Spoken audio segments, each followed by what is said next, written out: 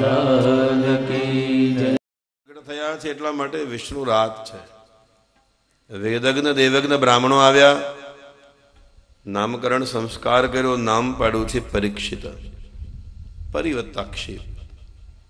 ભગવાન જેને જોડી આપ્યો છે, જે ગર્ભને બ્રાહ્મણોએ આગાહી કરી, ભવિષ્ય કર્યું, તારા બાળકના ભાગ્યમાં ઘણા બધા જ અનેક પ્રકારના યોગ છે, પણ એક યોગ એવો છે કે સર્પ દંશથી મૃત્યુ થશે, બ્રાહ્મણનો શ્રાપ મળશે. ધર્મરાજા બહુ દુઃખી થયા કે મારા કુળની અંદર ક્યારે પણ કોઈએ અપરાધ કર્યો નથી બ્રાહ્મણોનો. પછી બ્રાહ્મણોએ કહ્યું કે તારા દીકરાને તારવા માટે શિવા અવતાર સુખદેવજી પધારશે, 7 દિવસની કથા કહેશે, એનો ઉદ્ધાર થશે. ધીરે ધીરે સમય જવા લાગ્યો. યુદ્ધના શરૂઆત પહેલા વિદુરજી તીર્થયાત્રાએ જે ગયા હતા, એ 36 વર્ષની યાત્રા પરિપૂર્ણ કરીને આવ્યા. એનું વર્ણન કેવલ 36 શબ્દોમાં છે. આપણે અઠવાડિયું યાત્રા કરીએ પણ વર્ણન 1 વરસ હાલે.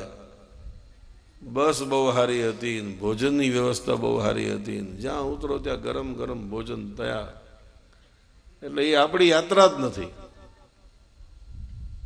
અને યાત્રા કરવાની હોય અગાઉ તો કેટલી બધી તૈયારી થાય, ત્યારે તો યાત્રા કરી શકીએ.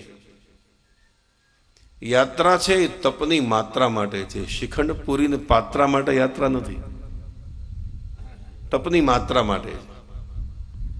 યા એટલે જા અને ત્રા એટલે ત્રાસ. તારામાં ત્રાસ સહન કરવાની શક્તિ હોય તો યાત્રા કર.